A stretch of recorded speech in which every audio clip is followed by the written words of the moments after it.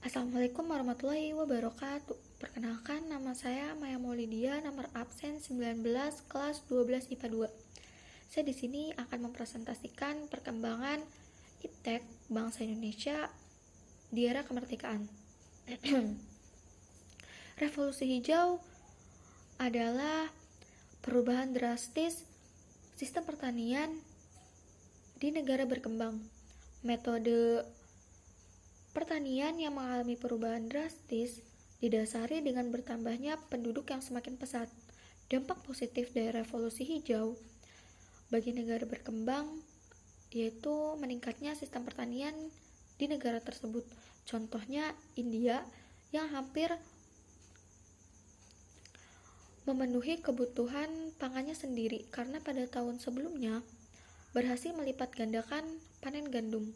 Dampak negatif dari revolusi hijau yaitu petani jadi bergantung pada pupuk kimia dan zat kimia pembasmi hama yang meningkatkan tingginya biaya produksi yang ditanggung oleh petani.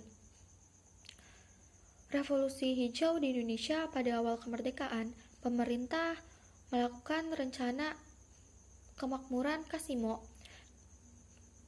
Keinginan mencapai produksi pangan yang tinggi kemudian dilanjutkan.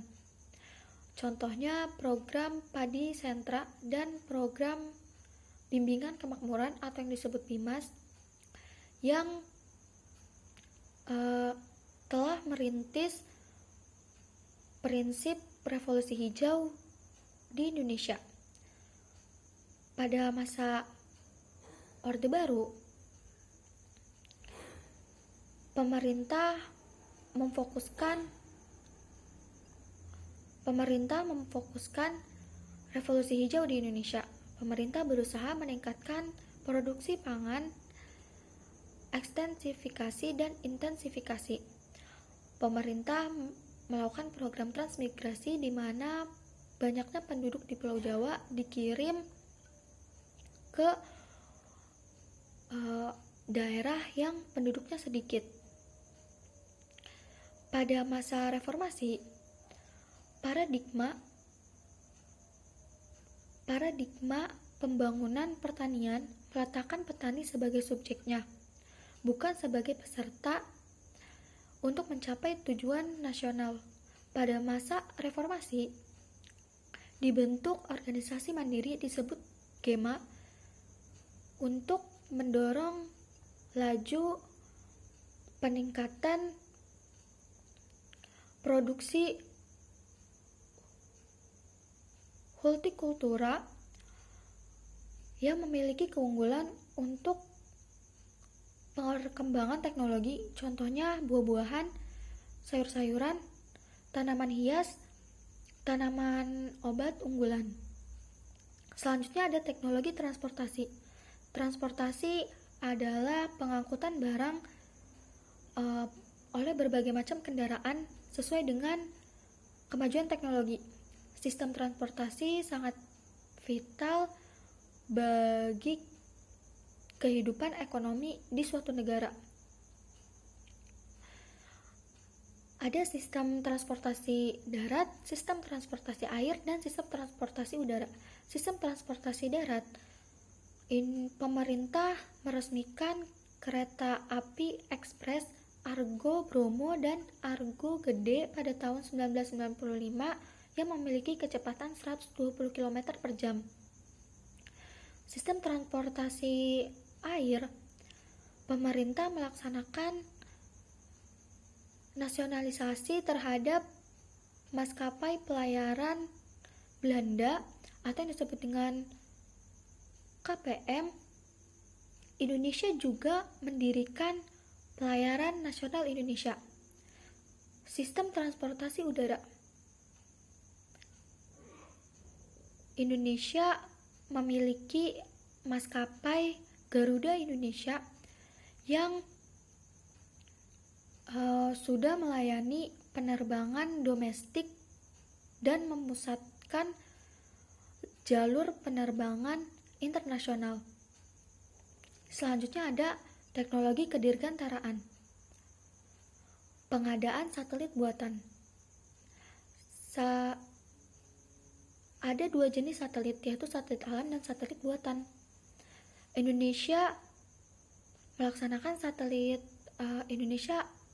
melaksanakan pengadaan satelit buatan untuk menunjang kebutuhan informasi dan komunikasi di Indonesia. Indonesia memiliki satelit buatan, yaitu satelit Palapa A1 milik Perumtel, sekarang Telkom, berhasil mengorbit. Selanjutnya ada industri pesawat terbang. Pesawat terbang pada masa awal kemerdekaan adalah pesawat terbang modifikasi berukuran kecil. B.J. Habibie dipercaya meresmikan dan jadi pemimpin IPTN. Lalu IPTN berubah nama menjadi Dirgantara pada tahun 2000.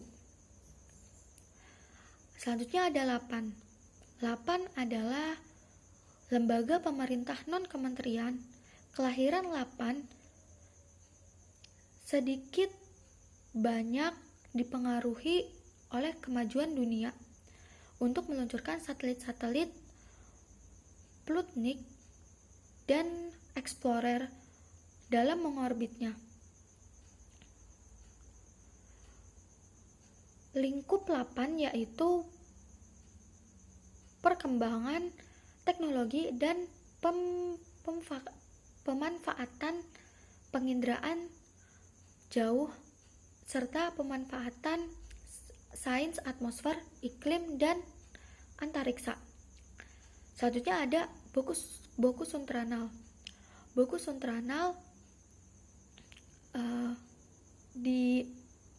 dibentuk oleh pemerintah untuk melaksanakan server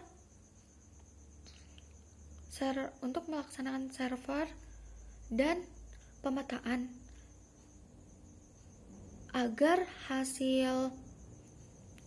hasil mencapai maksimal dan menghemat pengeluaran keuangan negara. Selanjutnya ada teknologi informasi dan komunikasi. Teknologi informasi dan komunikasi dimanfaatkan oleh bangsa Indonesia agar menyebarluaskan semangat nasionalisme.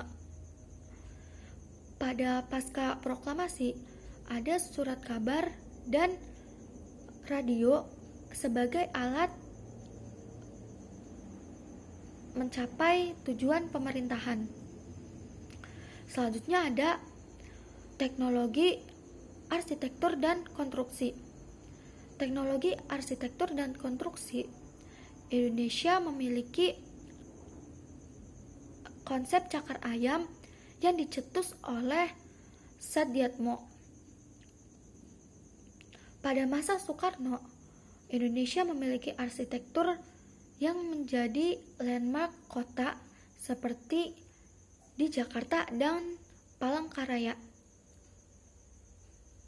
Sekian presentasi yang saya tampilkan. Kurang lebihnya mohon maaf. Wassalamualaikum warahmatullahi wabarakatuh.